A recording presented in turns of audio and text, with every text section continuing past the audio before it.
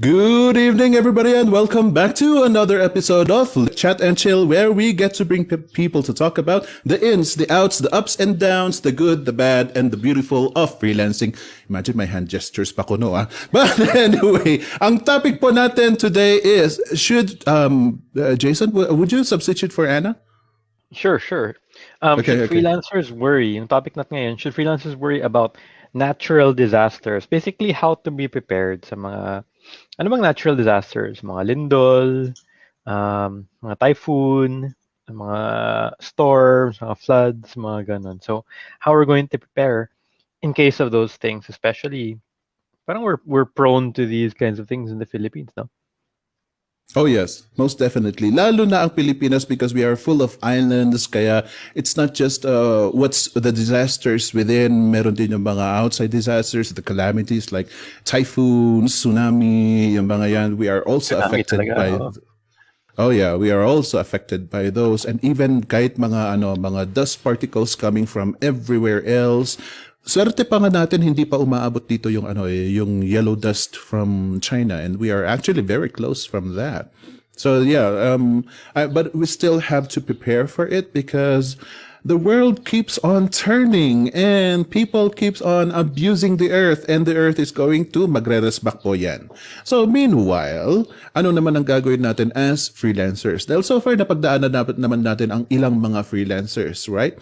And we definitely need to prepare for those, but to bring awareness to these kinds of preparation, this is our topic for today. Next, ginawa ko yung trabaho ni Ana. Sabi, wala kasi si Ana ngayon kaya wala akong mapagtanawan kung bakit ito ang topic natin ngayon. But anyway, we got a panel here along with our beloved Jason Dulay. Siya po ang kapalit ni Ana for today. Baka susunod ako ang papalitan ni Jason naman. At let's see. But for now, ang mga kasama po natin ay si Miss Jeline Benitez. Say hi to everybody, Jeline. Hi everyone, good afternoon po. Yan, Jeline here from Batangas, and dito talagang prone din kami sa mga natural disasters. Kaya yun, especially ngayon yung Taal medyo nag-aalboruto siya, so yun. Kailangan mag-ingat din. Doble ingat po sa lahat. Yes. Thank you for reminding us, Jeline, to our brothers and sisters out there near Taal. Karamihan mga nandyan sa Batangas, and we are hoping for your safety. At yun nga po, pag-uusapan po natin ito, tatalakayan natin ito. And let's see kung ano po ang points of view ninyo. So, para rin sa inyo mga audiences natin, please do not hesitate to put some tips on the comment section down below. People will be reading it. We will be reading it. Tingnan natin kung pwede natin pagtulong-tulungan itong topic na ito. And also, we got Helen. Hi, Helen. Say hi to everybody, please. Hello, magandang hapon po sa lahat. So, I am Helen from Antipolo City. So, dito naman po, yun, medyo, syempre, Philippines naman, nasabi ni Bossing kanina, is prone tayo sa natural disaster. And actually, isa ako sa na-hire nung may natural disaster. Kaya malamang yun yung reason ba't ako in-invite ni Ma'am Ana ngayon. That's it po. Thank you. Wow, thank you very much for that. We are expecting great input from you. Helen, may pressure tayo ngayon. Ipe-pressure natin ang mga panel natin, ladies and gentlemen. Finally, also, we got Meredith with us here. Say hi to everybody, please. Hello po, good evening sa lahat. So, my name is Meredith and I'm from Parañaque. So far, hindi naman masyadong affected yung area namin. Sa 3 years kong freelancer, hindi ko pa naman po naranasan yung medyo matinding baha or ano. Ang pinaka naging problem ko talaga is yung brownout, yun lang po.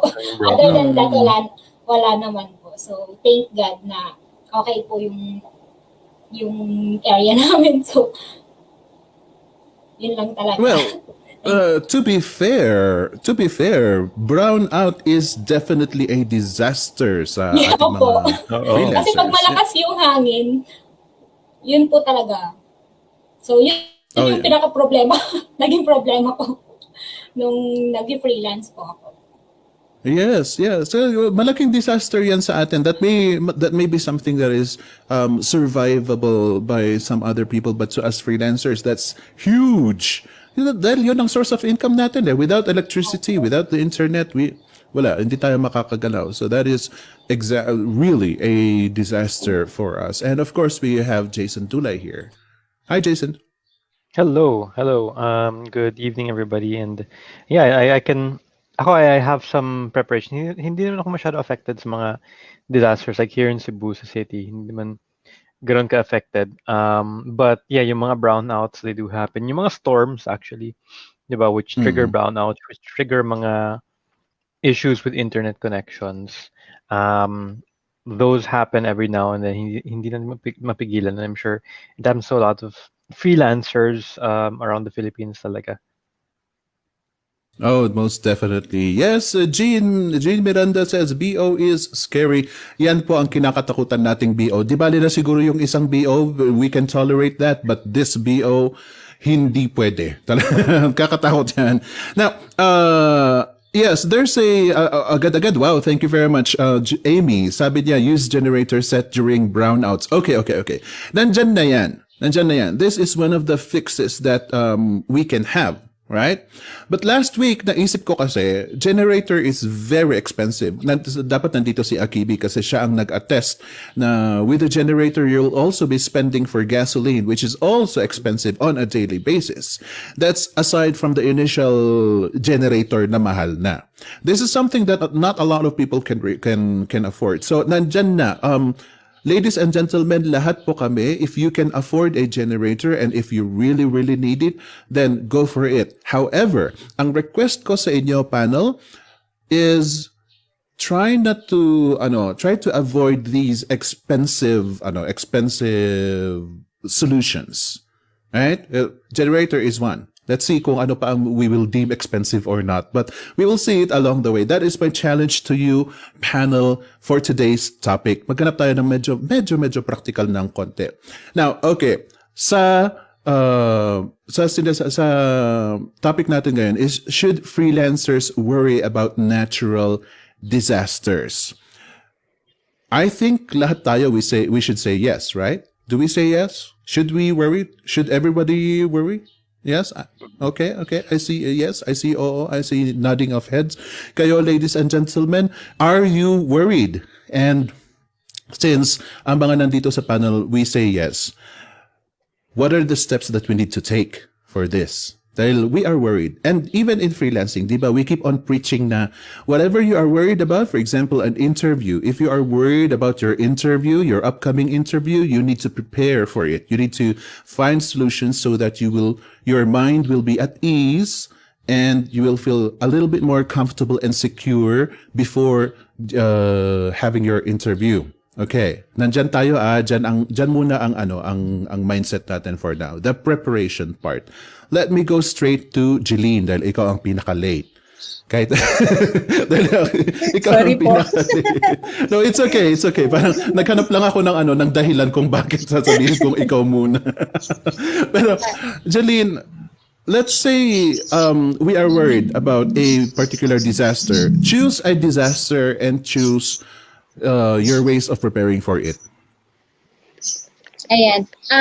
Ang number one po kasi dito sa amin, di ba brownout nga yung nagiging effect kapag may typhoon. So dito po sa amin, kahit walang typhoon, ewan ko, basta lang siya, lagi lang may brownout. So ang ginawa kong preparation for that is bumili ako ng mas mura kasi siya sa generator, yung internet cable ata siya kung tawagin. It's just 120 pesos. Tapos na po siya, pwede mong magamit yung internet kahit or yung wifi kahit brownout. Tapos kailangan lang may power bank ka. And yung power bank mo syempre dapat mataas yung mAh.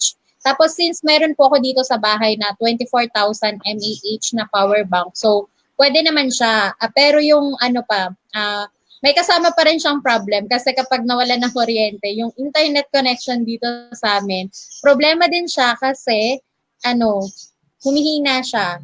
And ayan, yun yung isang reason din kung bakit minsan kagaya halimbawa ng last FCC po, 2 beses na atang FCC yon na habang live, nawawala na lang po ako bigla kasi may unannounced interruption po sa power, sa electricity. So yun, though meron akong alternative, medyo hirap pa rin po pagdating sa connection, and I'm still finding ways kung paano gagawin. I have 3 internets na dito sa bahay pero wala pa rin. Yun, meron akong Globe, Converge at sa PLDT, so triple po talaga yung binabayaran ko every month. Pero wala eh. I can't do anything about it kasi kailangan po talaga sa work. Let me ask So, you a yun follow-up yung question problema nga. Follow-up question nga, Jeline. With the 3 internets dahil yun ang pinabayaran mo, are you able to pay for it? Is it okay? Is it like hindi masyadong mabigat na expense? Ano naman po, kasi dito nang gagaling yung source of income. So, ano naman, kayang-kaya. Kasi kapag freelancer ka, syempre, kailangan mong paglaanan yung mga ganong bagay. So, nakakaya naman po. Pero medyo mabigat siya, promise. But it's okay. Kasi, yun nga, pakainin natin ang Nababawi magpapakain sa atin. Yes. Yes, the good answer. Good answer. I like that. That seems to be arising nowadays yung parang modem na pwede mong i-charge sa power bank. That is so nice. That's good. Good innovation. Thank you very much for that, Jolene. Ayan, tumakbo na si Meredith. Sige, hindi siya ang isusunod ko. What about you, Helen? It's okay, Meredith. Si Helen ang susunod. What about you? Choose a disaster and find a solution. For me po siguro same din kay Master Jilin yung brownout po. So yun yung common din na encounter po namin sa area. So yun, since we cannot avoid it, siguro talaga being ready before mangyari yun is one way para ma-avoid or ma-reduce yung problema. So, sa akin naman po, unang-una, dahil hindi pa kasing laki ng income ni Miss Jeline, yung income ko, wala akong pambayad sa 3 internet. Oh, yeah. Ayan po.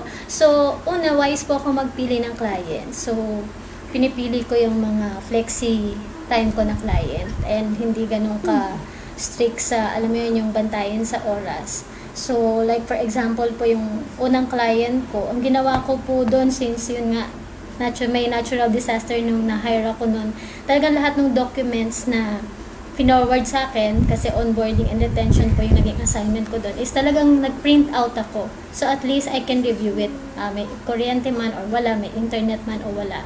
So, mas fun pa rin po kasi ako magbasa ng may hard copy, parang mas okay sa akin. So, yun yung una kong ginawang preparation. And then, sinave ko rin, of course, yung mga importanteng documents ko offline. So, in case din na may problema rin po sa internet, I can still access those important documents. And then, syempre po, reliable data. Ako si Miss Jeline, internet, ako data. So, Sister Jeline, try mo na yung dito. Malakas po siya dito sa area namin. Hopefully, malakas dyan sa inyo. Talagang, ang ganda ng hotspot niya. So, yun po, meron pong data na backup for the meantime. And we're planning to also, of course, bumili na ng UPS, since yung nabanggit niyo po, Sir Phoenix, na yung generator is very expensive, and at the same time, medyo disturbing kasi dahil medyo po maingay, di ba po? So, yun yung napag-usapan namin ng husband ko na, yun, on the way kami, we're saving for UPS para po as backup. Nice. Wow, UPS. I haven't heard of that for quite a while. Marami Pero mga hindi aware sa... Yes, Jason. Oh, yung UPS, usually yung UPS is only for like 10 minutes, 15 minutes, ganun, or max 30 minutes. So, hindi siya pang matagalang trabaho. Usually, nagamit ko yung UPS before yung mga power surges. Di ba minsan, well, before it was more prevalent. Na parang you're using a desktop, tapos biglang off and on yung power. Di ba? And then whatever, if you're working on document, wala na, di ba? Kasi the computer would restart. Pero the UPS would save that. Pero for long-term work, hindi siya reliable, yung UPS. Yeah, can I add some, Sir Phoenix? Yes, go ahead, Helen. Yep, opo, yun. Speaking of yung nabanggit kasi ni Bossing, balik kasi nung na-hire ako during natural disaster na yon, ang naging backup plan ko pala is I consider a different workplace station. So, nagpunta ako sa isang kaibigan, actually chapter head po namin yun sa community. So, na may kuryente at may internet during that time. So, I think kailangan din po nasa list natin yun, yung mga backup workstations po na pwede nating puntahan in case of yung po, mga natural calamities po. Yes, I definitely agree with that. Dahil yung nangyari sa akin na biglang nasira ang computer ko, talagang kailangan pumunta sa computer shop, tawagan ng computer shop ahead of time so that i-reserve nila yung upuan para sa and at the same time, kung pwede patahimikin yung mga batang naglalaro doon, you will become a priority if you actually make friends with these workstation places. Kung kahit sa internet shop lang, it doesn't have to be a grand workstation talaga na working place. Basta meron kang pupuntahan. This is also something that you need to keep in mind. I do agree with the UPS though, because that is something that hindi ko ginagamit ngayon dito sa current computer ko, but I used to use UPS dahil pag maramdaman mong frequent ang brownouts, there is still a chance of saying, sandali, namatayan ako ng kuryente, I'll come back to you, or tatakbo ako, at least yung parang pwede kang magpaalam. If you guys remember what happened to the summit, with Mitch Karandang, yun, di ba, basta biglang namatay na lang yung kuryente niya. She wasn't able to say, I'm so sorry, bye-bye. She wasn't able to say that. Basta parang nagantay na lang tayo kung makakabalik siya o hindi. And that, during a crucial meeting, parang hindi, dinistorbo mo na yung ibang mga ka-teammates mo at work. I mean, no offense to Mitch, I'm just making you an example, Mitch. Pero that is one of the uses of UPS. Wag niyong asahan na backup ninyo na parang magtatrabaho ko for the rest of the day. No, that's not what it is. It's there for you to announce hurriedly to your client na, sandali client, dahil lumindol. Wala akong kuryente. Bye-bye. Let me just talk to you after a while. Parang ganon. Yeah, it could be something like that, and that will put people's mind at ease. So I still agree with UPS if you can afford it, because it is still something. It is still a bit pricey, and it also protects your computer. Pwede mong ilagay sa ibang mga machines mo. It will help, but when it comes to continuously working, that isn't going to help you much. But that's still a good suggestion, Helen. Thank you for that. Then Meredith, what about you? Choose a disaster and come up with a solution. Yun nga po, brownout nga lang po yung problem namin dito. Actually, other than freelancing, yung problem namin dito pag nagba-brownout is wala po kaming lutuan. Kasi more on electric yung gamit namin. So, yun po talaga yung pinaka struggle din pag walang kuryente. And actually last year po, merong time na I think 5 days kaming walang kuryente kasi malakas yung bagyo, tapos merong poste na malapit sa amin na parang nasira, tapos ang tagal pong mapuntahan. So parang after 2 days na hindi ako nakapag-work, and then syempre pa-deliver lang kami. So parang sabi ko, nakakaawa yung kids. I think 1 day lang po yata. And then nag-book kami sa hotel kasi kagandahan lang din dito sa village namin. Merong malapit na hotel dito. As in paglabas lang ng gate, hindi mo na kailangang bumiyahe. Maglalakad ka lang po dun sa labas ng gate ng village. Tapos meron na po tong hotel. So ayun, dun kami nag-book, and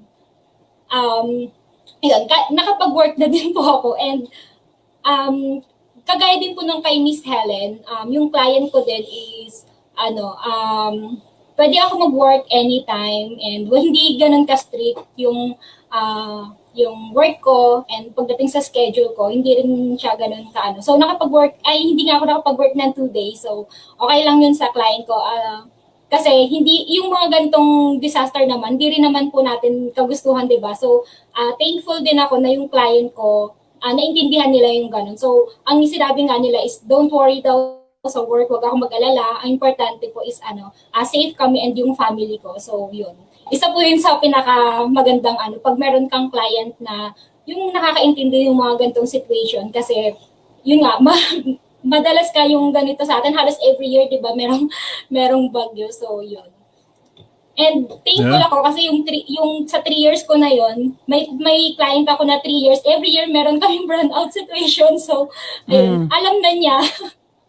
Nasanay na lang siya. Opo, medyo nasanay na kasi parang nung last year po is mga November yung time na yun. So, pag medyo bumabagyo niya, nagpasasabi na ako sa kanya na kung meron kaming importanteng work, ibigay niya sa akin ahead of time para if ever man na merong bagyo, meron kaming na work po. Kasi yung work ko is sa online kami. So, at least wala man akong work, meron siyang maililist na item sa store namin. So, yun. Hinihingi ko ahead of time yung work pag medyo mararamdaman ko na may paparating na bagyo. Yung pag may balita po na may paparating na bagyo, ganun. So, yun po. So, I think pwede nila din sa client yun na pag may balita, ibigay agad yung work ko. So, yun. Wow! I hate you, Meredith. Nasagot mo na yung susunod kong tanong sana. Meron na ako na-formulate na tanong sa isip ko na, okay, mabigat itong tanong na ito. Paano mo, anong sasabihin mo sa client mo? Yung parang ganun. So, I hate you for answering that question already.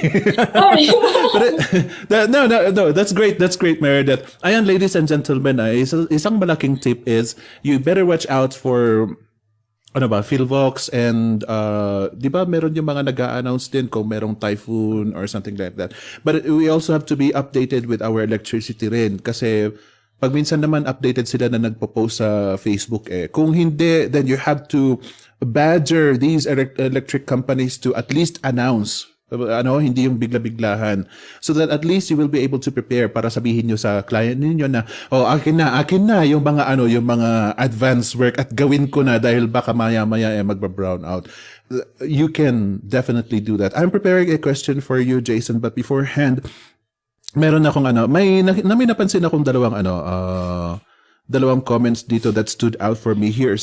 Mike says here, try nyo po ang bagong telco which is dito. Who suggested this again? Sino nag-suggest nito? Si Helen. Helen suggested dito. And yeah, that's one. That's one good thing. Basta kung merong bago kasi, ladies and gentlemen, they will be aggressive. Hayaan mo na kung merong problema down the line. But at least for the first 6 months, magiging heaven ang ninyo kasi they aim to please. They aim to please, kaya maganda ang data, maganda ang reception, maganda lahat, at least for the first 6 months. Medyo maganda-ganda ang buhay ninyo as freelancers, at least for 6 months. After that, saka na lang natin sila pagalitan pag hindi na sila nagpo-perform ng maigi. There's also, nasan na yun? This one. Sabi ni, ang sarap ng pangalan mo. I cannot read your name. Siti Nor Jehan Hassan Makapundag. Hello po. I hope I did not slaughter your name. Sabi niya, ako, backup ko, car battery. Mas nagtatagal ng 8 hours. Panel, do you have any opinion on this? Meron ba kayong experiences nito? None. Si Jeline. Ayan. Come on. Jeline. Ayun po, si Papa kasi, heavy equipment operator. So, yung nasa amin, yung battery ng mga heavy equipment like backhoe, ganyan. Pero ang nagiging kakompetensya ko naman doon, kapatid ko. So, kapag walang kuryente, kasi may sakit siya ayaw niya ng mainitan, ganon. Siya yung gumagamit nun. So, wala pa rin akong choice. Pero kapag may meeting po, last time natandaan ko, may meeting sa client. Interview pala yon, tapos nawalan ng kuryente. So, nagamit ko siya and matagal naman yung buhay niya, kaya okay din. Pero, ayun nga, kung halimbawang bibili ka lang para doon or you don't have your own car o kaya naman kung ano mang battery na gano'n, tapos bibili ka lang para dito as backup, siguro hindi rin siya ganun ka-advisable kasi medyo pricey din po talaga. Oh, and you need an Ah. inverter. You need an inverter in order for you to plug. You can't, kasi hindi ka makapag-plug diretso sa car battery, di ba? Kasi wala siyang plug. So, you need to buy an inverter pa rin, which is a few thousand. Para yun, you can use it as a backup supply. So, may Yes, I was government for that. Oo. Yeah, I was gonna ask if it is worth it. If it is worth the price? Pero so far, sabi naman ni Jeline, if it is meant for backup for freelancing only, is it a practical solution, Jeline, or not? Parang hindi po. Mas okay pa rin siguro yung power bank. Mas mura siya. Tapos yung Ooh, ganitong okay. yung ganitong cord lang, parang mas makakatipid po tayo. Especially if we are starting out. Yeah. How about, ladies and gentlemen, you do the math.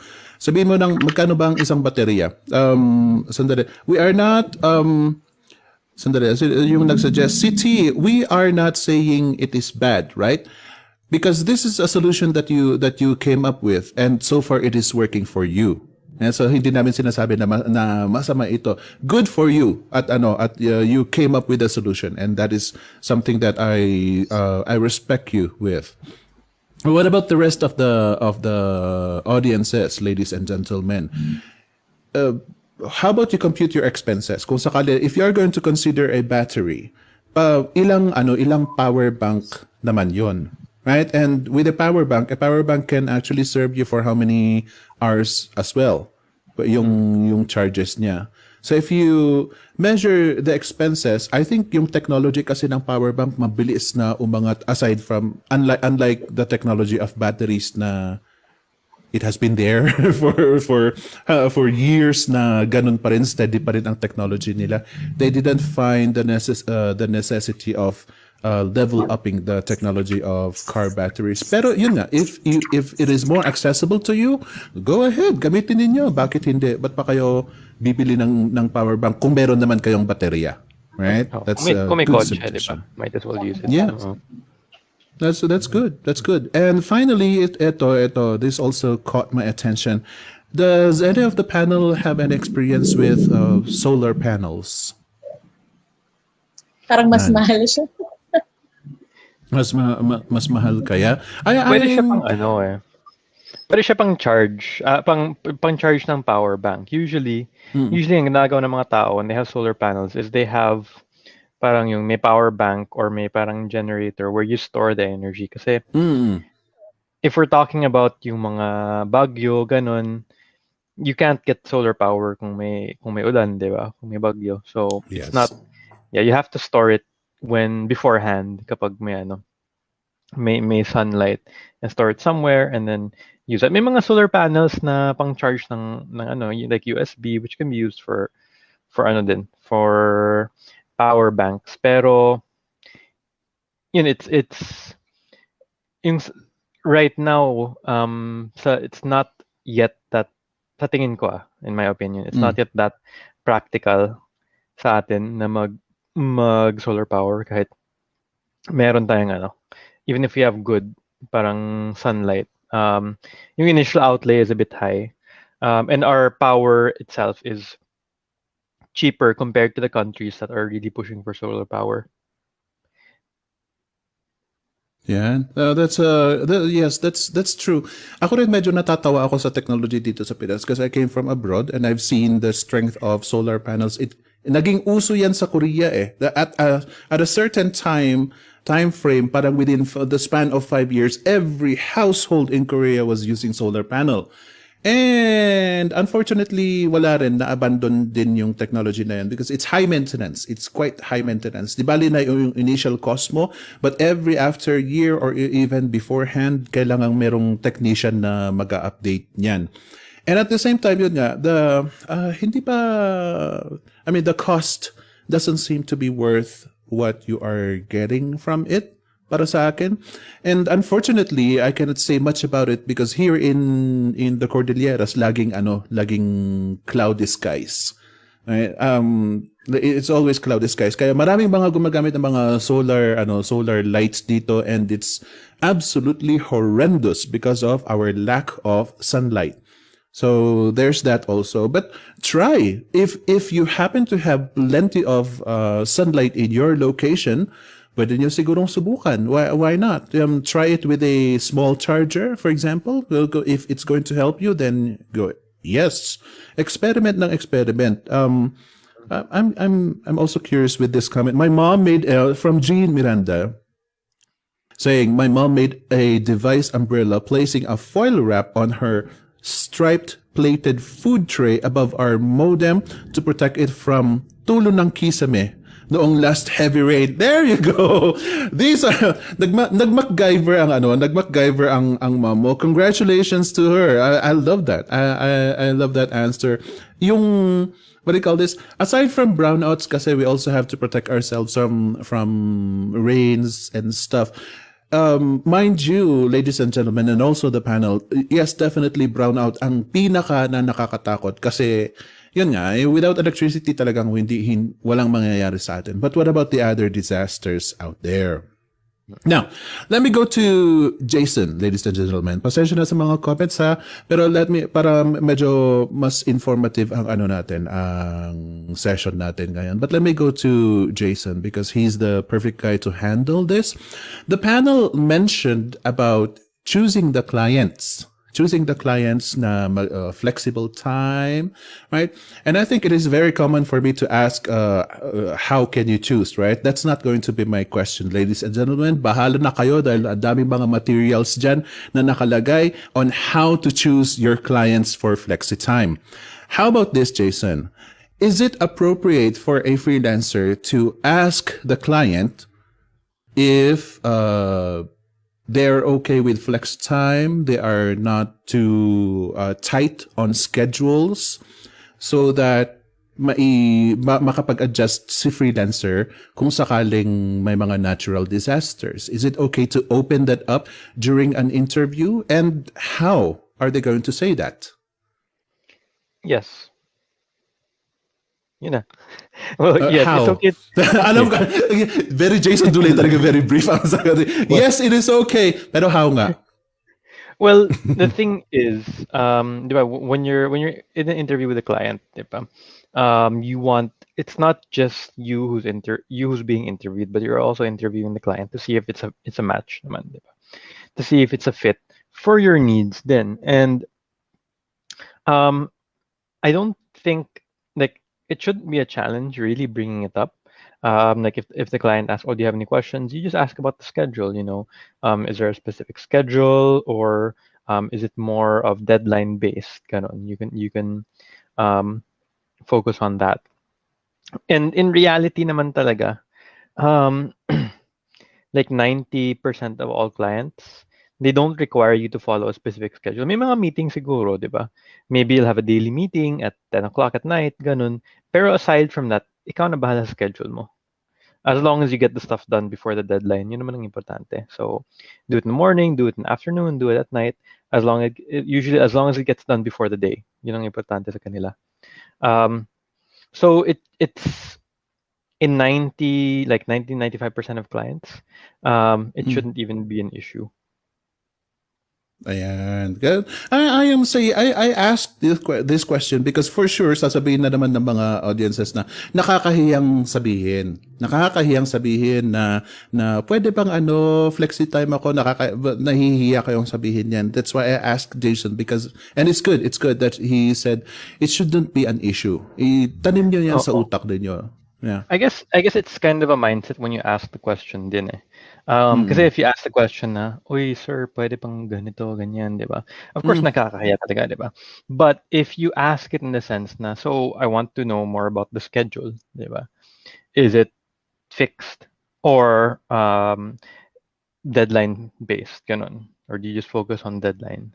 So, that way you're not asking a favor, di ba? Kasi when you're saying, "Sir, pwede bang ganito? Pwede bang," parang you're asking for a favor.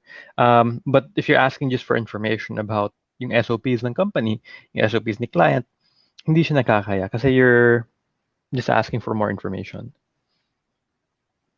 I love that. Oh, that's so powerful. I love that.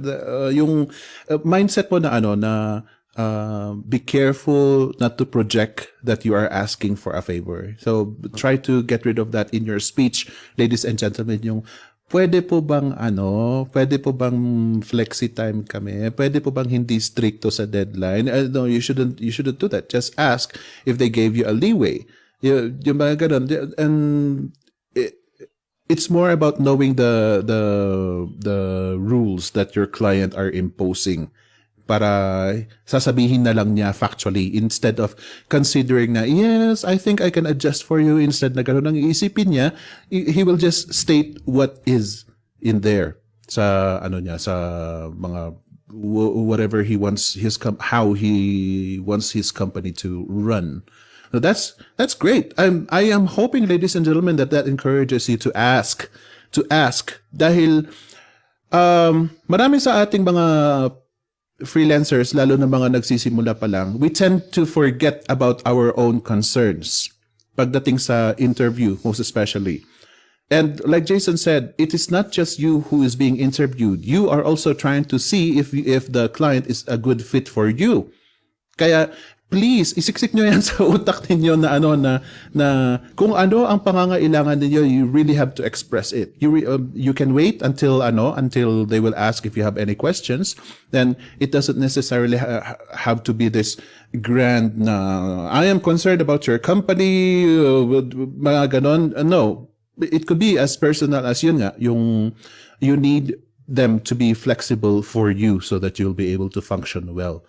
And yeah, practice na lang po kung hindi natin makuha sa tamang pag-verbalize ng kailangan natin. If I were you, ladies and gentlemen, if you are still in need of fixing your vocabulary so that so that you won't come across as asking for a favor, I strongly suggest that you write it down, whatever you want to say, you write it down and post it in our group, and bahala na kung sinong magko-comment dyan na, sandali, medyo nagmamakaawa ang dating mo dyan. And if I happen to see that, I will definitely say it kung nagmumukha kang nagmamakaawa, which you really have to fix. All right, ladies and gentlemen, I hope that is a good suggestion for you. There's a question here. Saan na yun? Jeline, this is yours. Sabi ni Amy, ano po ba ang capacity ng power bank ni Miss Jeline? Mukhang napaka-powerful ata.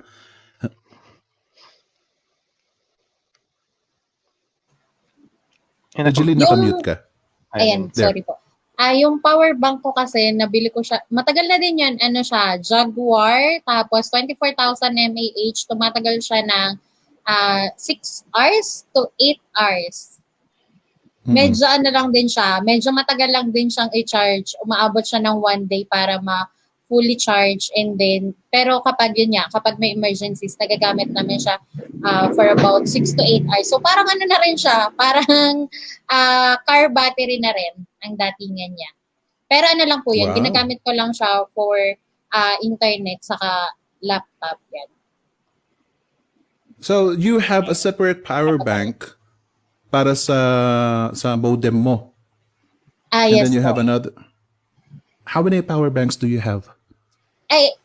Yung sa akin po, may isa ako, tapos yung kapatid ko may isa din, tapos ayan, yung sa isa kong kapatid, yung battery ng heavy equipment na pinagtatrabaho ni Papa. Ayun po. Kasi kailangan that's po good. talagang mag-invest as freelancers. So yun din talaga yung mga bagay na binili ko nung kumikita na dito sa freelancing. Kasi bukod po sa sa pagiging freelancer, I'm also a teacher, tapos ginagamit din namin siya. So may mga din siya. May kailangan ko din po, like halimbawa mag-meeting din kami, tapos may power interruption, so hindi rin pwedeng maging dahilan 'yon for me. Oh, Kasi love internet po talaga yung problema dito sa amin. Wow, love that. There's nothing wrong, ladies and gentlemen, in stacking up your power bank. Kung kailangan nyo talaga, gamitin ninyo. Kung gusto nyong punuin yung cabinet ninyo ng power banks, sure, bakit hindi? Bakit hindi? Kailangan nyo yan eh. Yun pa rin ang source of income natin. So thank you for that, Jeline. Helen, let me go to you.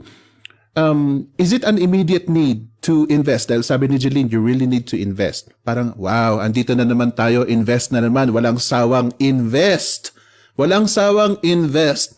But how high is the rank of necessity of power banks, car batteries, anything that will supply us our electricity and internet? Yes, I strongly agree naman po kay Miss Jeline na bilang freelancer, since yun yung ating main, syempre yung ating main na pinagkukunan ng ating income is of course you have to really invest. And one thing na kailangan nating pag-ipunan talaga is yung mga katulad niyan, yung mga power banks, since nabanggit nga po yung mga power interruptions na hindi naman natin, yung mga emergencies din naman po ina-announce yan. So talagang it came talaga na hindi natin ina-expect. So, para po sa akin, priority siya. But siguro kasi si Miss Jeline is, sabi nga niya, teacher siya, at the same time freelancer. For me naman, as a freelancer mom, so syempre may set of priorities din po na iba sa akin. No? So, Yes. Yup, so I have three children kasi na nag-schooling. So, kasama po yan sa listahan ko. Though yung mga little things like that, yung mga power bank, of course, we also have that. Kasi may college din ako yung panganay ko. So, dalawa kaming nag-i-internet, bukod pa din sa dalawang kapatid niya. So, it's a priority na nakalista rin. Kumbaga nga, meron kang emergency preparedness plan. So, nandun din po siya. Nakalista rin po siya doon. I love that. I love that answer. I love that you mentioned that your situation is different. Kaya nga sabi ko how high is the priority of these itong mga solutions natin? Is it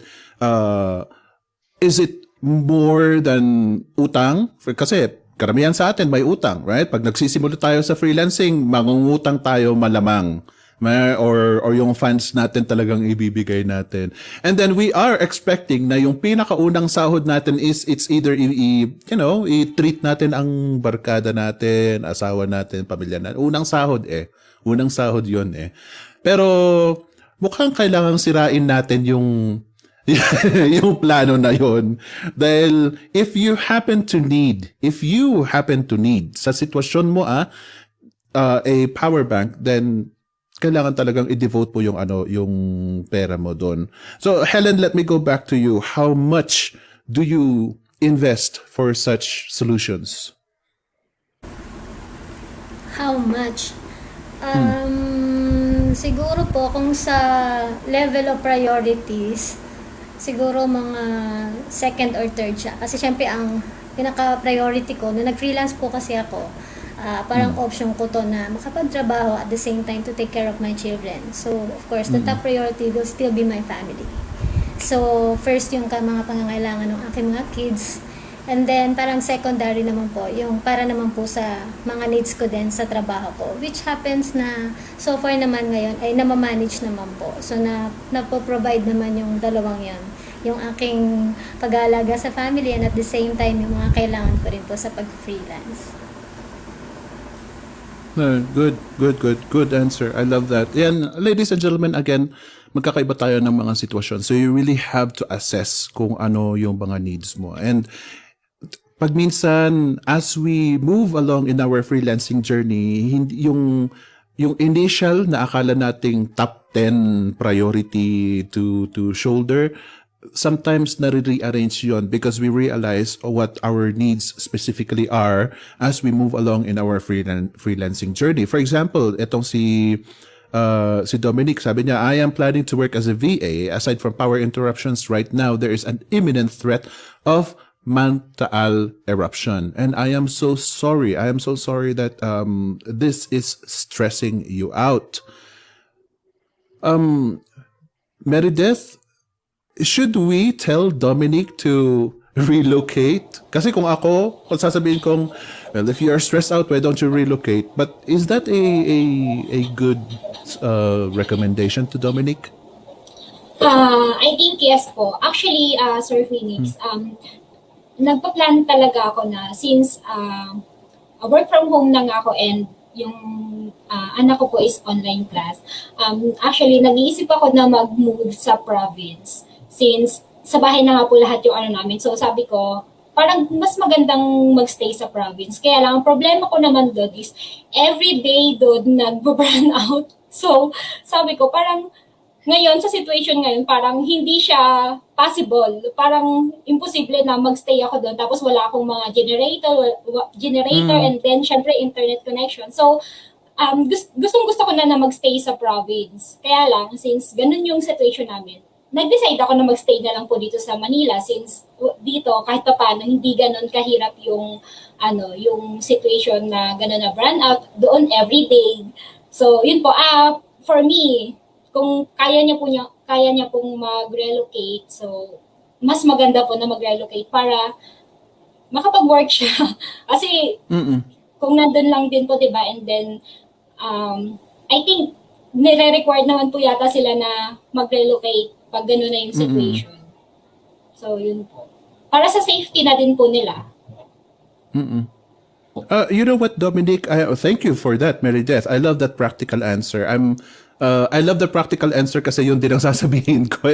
Pero let us know, ladies and gentlemen, if you oppose in moving out. But my heart goes out to everybody who are hesitant of moving out, especially mga homeowners. I myself am a homeowner.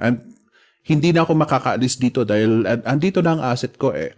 So it is, if people will tell me to move out, it is very, very painful. I understand that. Pero if you are forced to move out, kung yun na lang talaga ang perfect solution para sa'yo, the number one thing that I want you to keep in mind is peace of mind. Kahit nandyan ka sa bahay mo, kung araw-araw na nai-stress ka dahil nga kay Taal, sana naman Taal tumahimik ka na kasi, pero dahilan lang kay Taal, then wouldn't it be nice na na temporarily na lumipat ka lang muna? Right? It's not a permanent fix.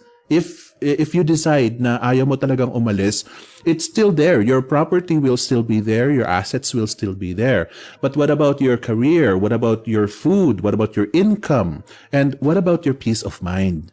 Yun ang pinaka sa akin yung peace of mind. Dahil imminent threat sabi mo, then it means to say na nai-stress ka na dahil sa hindi natin alam kung mag-i-erupt si Mount Taal o hindi, o papaalisin ba kayo o hindi. So why not plan ahead of time, take this initiative, take this opportunity na for you to reconsider relocating to a better place where there is good internet, good electricity, and therefore you will be able to work and have again a peace of mind. But let us know, ladies and gentlemen, what your opinions are, because like I said, I'm a homeowner as well, so it is very, very very, very strong this desire for me to stay at home. Mahirap sabihin sa akin, mahirap kong tanggapin yung sasabihin sa akin na lumipat ka kasi. Right? So let us know, ladies and gentlemen. Meanwhile, problema pa rin natin ang brownout. Sabi nga ni Meredith, kung magre-relocate ka rin lang naman sa lugar na medyo ma-brownout pa rin, wala kang Mount Taal pero ma-brownout pa rin. Jason, any other recommendations for power banks and other solutions? Well, I've done research on this, yung mga just in case scenarios, diba? Kasi it happens naman talaga ng mga brownouts. Even here sa city, there are brownouts. It happens. So there are a couple. For example, there's the Ubao 42,000 mAh, and it's a power bank, mga power station, mga portable power stations to. Usually ginagamit sa mga camping, ganun. And it's only 4,899, ganun. So hindi to sponsored, but it's like 5,000 pesos basically, and it's 42,000 milliamperes mAh. So masyado malaki na yan. Or there's like the 80,000 mAh din. So that's like grabe talaga yung 80,000 mAh. And it's 9,800. So mga 10,000 pesos din. Ganun. And these are, para sa akin, ito yung mga most cost-effective when it comes to parang portable power stations that you can use, because may AC plugged in sila. So if you're using a laptop that needs to be plugged in, pwede din. Rather than, and then it's they can store a lot of energy, and then yung Unlike a generator na kailangan may maintenance, kailangan may gasolina, ito is we're familiar with how power banks work, and it's not really an issue. I love that. Can I go to a different solution as well? Because I am trying to imagine this maximum emergency. Pagdating sa maximum emergency, for example, dahil hindi lang naman si Bulkang Taal what if ang experience ko sa disaster is lindol. And in lindol, you only have but a few seconds to get out of the house. Hindi mo alam kung masisira yung bahay mo, pag minsan masusunog ang bahay mo, and nagsabay pa ang ulan na landslide na ang bahay mo, and stuff like that. So, okay, para sa akin, how do you prepare for a sudden emergency? Para sa akin, and I want to lead our panel here dahil malapit na tayo sa oras. If there's anything that you need to grab, it is your phone. It is your phone. Dahil kahit papaano, you won't be able to work on your laptop dahil lumayas ka nga sa bahay mo in an emergency, so phone mo na lang ang meron. You can still work with your iPhone, Android phone. You can still do that. But when it comes to preparation nga, we need cloud. We need cloud storage. At doon natin ilalagay yung mga information na kailangan natin. Dahil kahit na meron tayong phone, syempre sasabihin mo na nasa laptop ko lahat yung mga kailangan ko, right? So you gotta learn to back up. Now let me ask the panel one by one. What are your solutions for backing up? Jeline, what about you?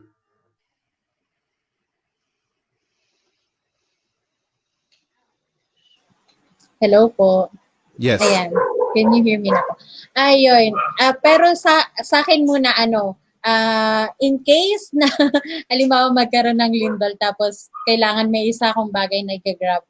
Not my phone, but my laptop. Ayan. Oh, okay. Ayun. Kasi Sige. I've experienced that, and nasa school po kami noon. Pero hindi lang ako, parang almost all of us talaga nung lumindol, nasa meeting kami sa school. Lahat kami, laptop lang yung hawak namin. Tapos, Okay. ayun, nakakatuwa lang kasi nandun lahat din po ng records. And for backing up naman yan, meron ako ditong gustong i-prepare pero wala pa, hindi, nagpe-prepare pa lang ako na magkaroon ng isang bag or nandun yung mga documents ko nandun na, pero gusto ko po talagang mag-invest na may nakalagay na din doon na power bank, yung mga charger in case kailanganin ko. Kasi ewan ko, feeling ko talaga napaka-important sa akin ng laptop and ng mga power bank just in case na kung ano mang mangyari. Pag alis ko, may dala ko and may mapapagsimulan pa ulit ako. Kung halimbawang, may mga disasters. Ayan. I love that you gave an example na lahat kayo talagang yung laptop ang Opo, kinuha teachers. ninyo. Kasi nandun yung records ng mga bata That is true. Wala Oh na wow. po, last I year love po. that. I love that. Instinctive na yun ang hahablutin.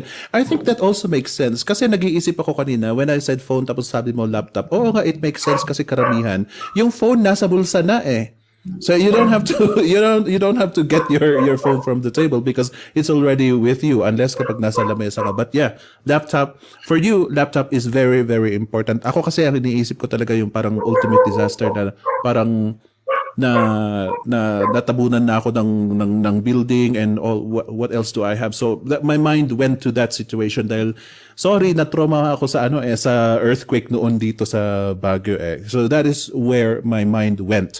What about you, Helen? What is your input when it comes to this sudden emergency and how to prepare for that? Ayun po, nabanggit naman ni Miss Jeline. Ako din po siguro laptop, aside dun sa phone. Dahil dun din nakasave lahat ng aking mga important documents. And to just add up, kasi nabanggit niyo po Sir Phoenix, yung ultimate na disaster na. So, emergency kit, nabanggit din naman po ni Miss Jeline. So, sa akin po bilang mother po, preparedness din sa mga anak ko. Kasi syempre po, hindi lang naman ako yung tatakbo in case. So, sila rin po, meron kami talagang parang, kumbaga, emergency preparedness plan. So, meron din kaming ganun. Tinetrain din po namin yung mga anak namin in case things such like this happen. So, yun nga, kung ano yung mga dapat naming damputin, ano yung kailangan gawin. So, yun po, emergency kit is very important. Na-train din naman po yung mga bata dyan, di ba? Miss Jeline, kung ano yung laman ng emergency kit, like flashlight, water, yan po, and then tito, something like that. So, yun lang po yung mai-add ko. Thank you. I love that emergency kit. That is something that we didn't have before our devastating earthquake here. Kaya wala talaga kaming alam. So there were a lot of horror stories kung ano ang remedyo para lang mag-survive. Kainin ang tissue. Kaya yun na lang ang ginawa ng mga ibang nakulong sa from mounds of mud and others. But I don't want to dwell in that. Meredith, what about you? When it comes to sudden emergency, how should you react? For me, siguro ang dadalhin ko lang yung anak ko. Yun lang ako. Kasi, ewan ko, pag yung ganong situation na biglaan, feeling ko, yun lang talaga yung dadamputin ko yung anak ko and then lalabas na kami ng bahay. Feeling ko wala akong ibang maiisip na dalhin. Actually, wala rin akong kit na emergency kit or what.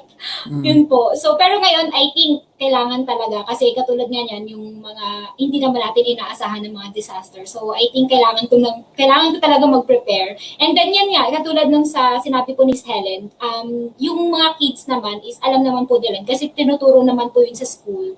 So, yun po. I think kailangan ko rin dito sa bahay. So, kailangan rin namin mag-prepare. I love that. Yes, I think we should bring awareness to everybody. Hindi lang po sa freelancing natin, pero sa actual life natin, we definitely need an emergency kit. And as much as possible, if you can put some documents there in the kit where you can, pag minsan kasi pag na-relocate ka, wala ka nang magagawa kapag wala kang gamit. So you gotta add something to your emergency kit as well. But that is great answers, panel. Jason, is there anything you'd like to add there? Well, what you mentioned earlier, yung mga documents na naka-save sa cloud, I'd like to go back to that because I think it's important din. Not only because of brownouts or natural disasters, pero even if your computer breaks, diba, isipin mo, if your computer blows up for some reason, will you still be able to work, diba? Like, of course, get a new computer, pero yung mga documents mo. So, yung mga important documents should always be saved in the cloud. Ako, it's easier to save on the computer, but para sa akin, you should save them on the cloud. Like, for example, I have Microsoft OneDrive, which comes with 5 terabytes of storage, I think. 5 terabytes, Mm-hmm. And it and Microsoft Office, and it's parang 4,000 something per year. So mga 400 per month ganun. So para sa akin, Yes. it's worth it. Lalo na sa ating mga freelancers. We need to save so many of our documents. Napupuno ang mga cloud storages natin. Kung gusto niyo lagyan, if you want to take advantage of the free, kung ayaw niyo magbayad sa mga sa storages, you can just keep on creating Google accounts at nandiyan naman na siguro. Yeah, nandiyan ang Google Drive. I used to do that. Meron akong 10 Google Drives noon. At doon ko siniksik talaga yung mga what do you call this? Information na kailangan ko. I also suggest for when it comes to physical storage, ladies and gentlemen, kung meron din kayo mga bangko, I strongly suggest what do you call that? The box there. Safety deposit box. Yes, the safety deposit box. I would like you to consider the safety deposit boxes kasi yun naman, pwede namang araw-arawin ninyong i-update ang laman ng safety deposit box. It's no problem with the bank dahil that is considered yours. You are renting the box. So any time of the day, any day, you can just go there and update it, change it. Well, kung gusto niyo gawin yon. And mga birth certificates niyo, mga wedding, what do you call that? Marriage certificates niyo, yung mga those important papers. If you do not have a disaster proof box at home, might as well consider that. And that is peanuts lang sa sa sahod niyo, that is something like 2,000 pesos a year. Mga ganun lang ang ang presyo niya. It won't really cost you that much. And still, kahit papaano, na-preserve yung mga yung mga dapat i-preserve. Then, at least, magkakaroon kayo ng peace of mind. Peace of mind, ladies and gentlemen, ang tema natin ngayon. When it comes to disasters, you need just simply a peace of mind. Kaya kung ano man ang mga disaster na dumarating sa atin, we just need to secure ourselves. How? Take the steps na na para magkaroon ka ng kahit papaano peace of mind, like the emergency kit that everybody has said already. And ladies and gentlemen, I hope that marami sa inyo itong na-encourage na mag-create ng sarili ninyong solusyon. Now let me go to our Jason, do you have the Oh, I don't have the slides. Yeah. Oh, okay. Let me just give you some reminders, ladies and gentlemen. What about Jason? Do you want to do this? Yeah, basahin ko na lang since parang napagod na si Phoenix kanina pa ng salita. So we have some announcements, guys, for our upcoming shows. This Wednesday, we will be interviewing Olga Victoria Cadinya, I'm not sure, Cadinya Cali. She's a teacher, used to be a teacher, and she got a new chance at life, restarting with her freelancing journey. So that's this Wednesday at 2:30 p.m. So mga teachers dyan, and if you know mga teachers, you can invite them to watch. And we also have the Flip Online Summit. Well, we had the Flip Online Summit, tapos na, but we still have the tickets for lifetime access. So if you want to watch the recordings of these amazing speakers, we were so blown away with all the information that was there. And remember, all of the funds go to charity. So this is all donations. The tickets are still available. They're available at 500 pesos for the recording. So you can go to that website that was shown earlier. And yeah, if you want to enroll in the VA Bootcamp, if this is your first time joining us, or if you haven't heard about this before, then we would recommend you to check the VA Bootcamp, the Virtual Assistant Bootcamp. If you're thinking, ano ba tong freelancing na to?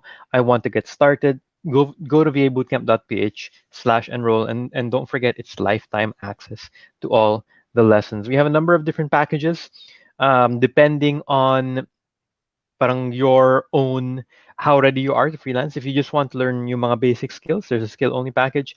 If may skills ka na, but you just want to learn how to get hired, we have the Get Hired package. If you want to learn both the skills and you want to if you want to learn how to get hired, we have the Accelerated package, and we have the Complete package, which teaches you so many different things, so many mga in-depth lessons and mga different skills that are mga advanced skills na rin. And it's a great time for you to enroll because we do have our anniversary promo. So if you enroll in the Accelerated or the Get Hired package, you will get the Time Management and Productivity course for free. We're throwing that in for free if you enroll right now until you have, it's not here in the slide, but you have until the 15th to enroll. So it's the 12th already. That's until Thursday to enroll. And the Complete package is normally 19,000 pesos. Now it's 14,990. There's a 5,000 peso discount. And there are mga links there that you can access to get the promos.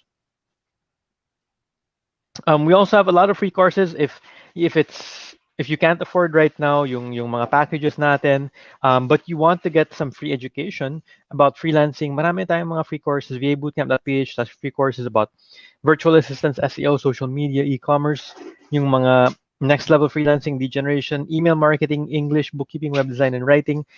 Go to vabootcamp.ph/free courses to access all that free information, all those free courses. And we also recently launched our 10-day cover letter writing challenge. For you to get more jobs, responses, and success from your cover letters. We have the cover letter writing challenge. It's only 500 pesos, but you will get 10 days worth of lessons, of very concise lessons for you to take action and get more jobs, responses, and success. Go to vab.ph/cover letter challenge if you want to take that. All right. And that's it. That's it for our announcements. Yes, ang iksi, bakit kung si Jason ang mag-a-announce, ang iksi ng announcements, kayong mga gumagawa ng advertisement, ah. But yeah, um, oh, oh, oh, we'll see. We'll reconsider your request. Let's see. Pero as much as possible, try niyong habulin pa rin. May Castillo, sana po extended ang promo till the end of the month. We will see what we can do about that. But for now, ang nakalagay po na date is until the 15th. So I hope na makakahabol ka. But yan, may nagtanong dito, habol lang. Alex says, do we recommend portable generator, the smallest one, to be used as our backup during emergency or power interruption? It depends on your need. It depends on your need. If you find it crucial or helping you a lot, going to help you a lot, then, and if you have the budget, then go for it. Kasi ang pinaka na mahirap dito, Alex, is magkakaiba tayo ng mga sitwasyon. Some of you have already been working on freelance for 6 months or so. Some of you are still starting off. So it is difficult to say, yes, you have to. Pero sometimes you really, really have to. So you just have to consider it greatly depending on your money. Kasi aside from emergency stuff that we need to invest on, marami pa tayong mga investments. So you just have to see your situation. If it will suit you, then go for it. If not, you can set it aside and plan for it the next time. Just like Helen here, nagse-set aside lang sila slowly. So don't force yourself. All right, Alex? Okay, now, nandito na tayo sa final at medyo lumagpas na tayo sa oras. So let me just ask you very, very quickly, panel, any final words of advice, words of encouragement? Kung meron kayong i-advertise, go for, or pa-shout out, go for it. Let's start with Jeline. Ayan, hello po. Final advice for newbies, kung meron man pong mga newbies na nanonood is don't think too far ahead. Baka kasi isipin ng iba na, ayoko nang pasukin yung mundo ng freelancing kasi yan, may mga natural disasters, kailangan ko palang mag-invest ng ganito, ng ganyan, mahal yung doble-doble internet, mahal yung ng tawag doon generator is kaya naman pong bawiin. And pwede ka rin namang mag-invest kapag talagang kumikita ka na. So, wag kayong matakot, wag niyong isipin yung mga ganong bagay agad-agad. Kasi kapag napasok mo na yung mundo ng freelancing is parang napaka-easy na lang para sa'yo ng mga ganon. So, unti-unti lang po muna. And if you don't have the budget yet, pwede namang mag-start sa mga YouTube tutorials. Sa VA Bootcamp po, meron din tayong mga free courses. So, you can check out po sa mga free courses natin. And, ayan, we have mentors din naman po. Mag-sign up lang. Yan, plug ko na din yung mga Flip Mentors. vab.ph/mentors kung /mentor kung nangangailangan po kayo ng extended help from us. So, marami kaming mentors ngayon and baka madagdagan pa siya. So, yun. Shout out na din sa July moderators after this FCC. Yan, meeting po tayo. And kay Mahar, ang dami ko ng utang na trabaho sa'yo. So, yan. Bawi ako. Oy, may meeting tayo. May meeting tayo. Nanonood po sila eh. That's so nice of you, Jeline. That's a very great advice. Nakalimutan ko pa nga yan eh. Nakalimutan ko na, let's not stress everybody out sa preparation. So thank you for that, Jeline. Thank you for being with us. Alam ko, urgent lang na tinawag ka ni Anna.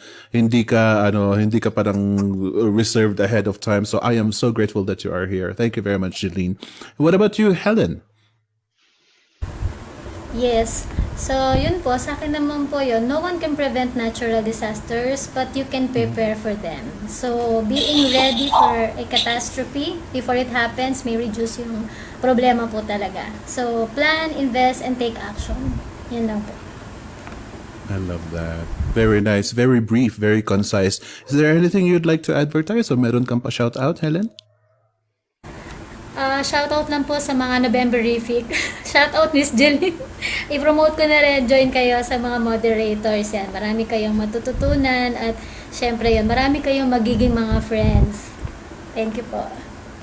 Ooh, I love that. The friends part. Yes. Kasi hindi lang po trabaho, trabaho, trabaho, trabaho. Marami mga friends na magagather mo dito. So that's a very, very good reminder. Thank you for that, Helen. And what about you, Meredith? So, yan po. For me, katulad na sinabi ni Miss Jeline, huwag kayo agad mag-iisip na yung mahirap sa freelancing kasi hindi kami magtatagal dito kung mahirap talaga. Pero marami naman tayong pwedeng gawin sa mga ganitong situation. Katulad yan, ng mga sinabi namin na may mga paraan naman. So, yun po. Yun po. Huwag po silang, kung natatakot na sila na mag-go sa freelancing, lalo na ngayong month, medyo maulan na po, di ba? Kaya, and yun, kung meron na kayong client, kagaya na sinabi ko kanina, kung kaya ng client yun na ibigay yung trabaho ahead of time, mas maganda. Yes, that's a very, very strong advice. I hope that people will remember you for that, Meredith. Dahil ikaw ang nagsabi niyan na ask ahead of time. Kung pwede nilang ibulto na sa inyo yung yung trabaho niyo for the month, go para magawa mo na. Dahil yun nga, mahirap na kapag pag may hinaharap tayong mga emergency. So that's a very, very good advice. Meredith, meron ka bang advertisement? Meron kang papa-shout out? Shout out po sa October yan sa Hustle Challenge. Yan po. Galing nito mga to, Go ahead, Meredith. Sige. Yun po sa mga batch po ng October yan. So, shout out. And Ma'am Mahal, enjoy sa panonood ng K-drama.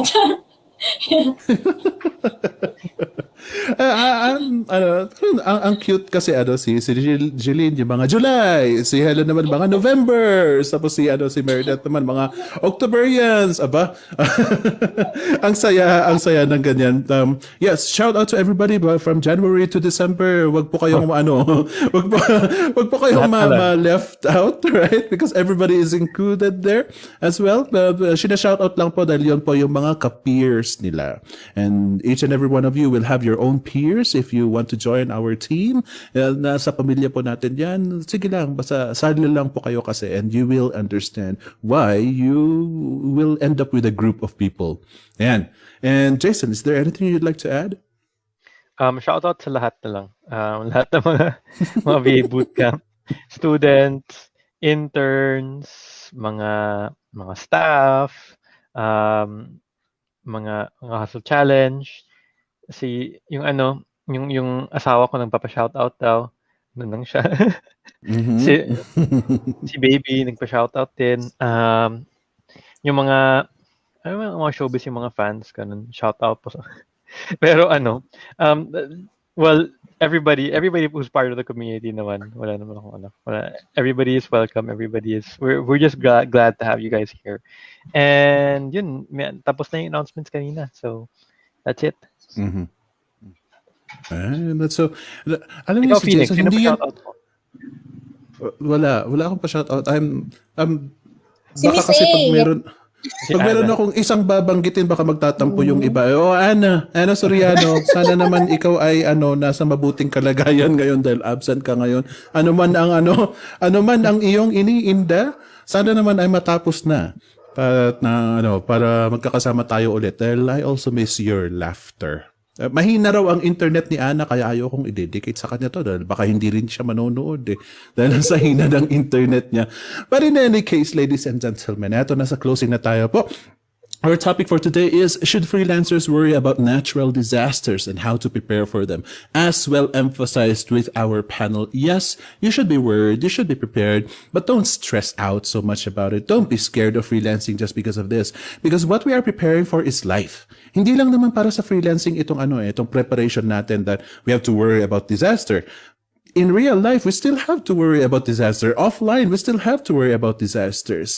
Ang kagandahan lang kasi ng topic natin ngayon is we have to bring awareness to everybody that when you step into freelancing, if you have your client first month pa lang, you will be able to afford to prepare for disasters.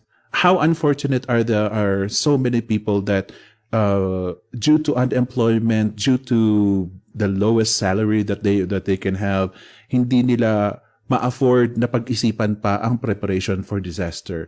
We are still lucky because we are freelancers and we can avail for a higher pay so that we will be able to afford preparing for disasters. Wag nating ipagdasal na dumating sa atin. But of course, we don't want that. But yun na sabi ko, we still need to keep a peace of mind para naman makakapag-function tayo. So to all of you, ladies and gentlemen, who are near Taal, and to all of you who are worried about the incoming disasters that will come this monsoon season and everything else, dahil continuous pa rin ang lindol and whatever is out there pa na disaster, I am hoping that each and every one of you will prioritize this so that you will be able to function well as a normal human being. Thank you very much for coming today, and we hope to see you again next time. Bye-bye.